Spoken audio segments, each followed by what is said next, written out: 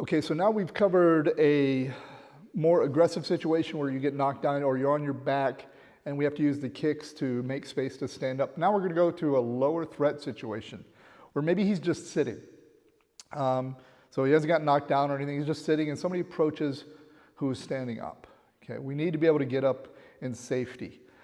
So when I come up and he's just happened to sit, if he feels any sort of discomfort, he's going to go to a basic sitting position, kind of a safety position. Here, he's going to have one hand on the mat. Let's turn this way.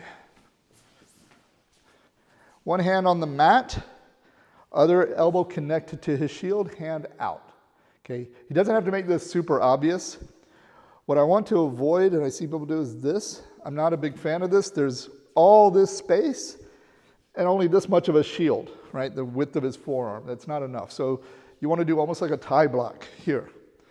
Okay, and again, his hips are going to be facing me. So make sure that you don't end up kind of turning, especially if I'm moving around where he's off at an angle. But it should be look fairly relaxed. Now notice, fingers are pointing in the back, leg is dropped all the way to the ground. So come back. You don't want to be in the middle of your butt. Okay, you're not going to have very good stability because can you put your hand behind you very easily?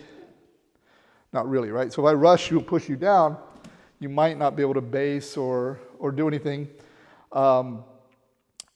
And also, he's already in a good position to stand up, as well as kick. So for beginners, when we first teach them to stand and base, I usually have this foot tucked behind. But once you're comfortable with that, and you get the mechanics of it, I want you to switch your feet. Now this is important. I see people do this a lot. They have this leg very extended. Okay. One, this makes his guard very narrow now. It's easy for me to get around. Two, as before, I know the range of his leg, and you have very little kicking power or very little stomping power. So he wants that leg back, okay? Again, coiled back like a punch. So he could, of course, just stand up, but he feels he needs to make a little bit of space. He's going to elevate his hips. He's going to project, I'm going to stay out of the range at first. He's going to elevate, project his hips, extend his leg, and in the same motion, he's going to turn his hips to the ground, plant his foot right past his hand. Do it again. One mistake people do with this technique a lot of times is that hand is too far back. And then when they try to do the technique, it's impossible. They end up doing a split or they end up putting the foot back there and they don't have the base. So make sure you keep that hand fairly close, this leg fairly close. Here, this hand up, so if I decide to maybe try to do something, he's in a good position here. All right, so when I come close, he wants to kick right below the knee, so it locks my leg. He doesn't want to go above the leg, right below. Obviously, he's not going to kick to the face here. So he goes, once he backs me up, he right away stands up, and we're in good position. Let's do it from this side, same thing. Now, one thing, if you guys can get a practice,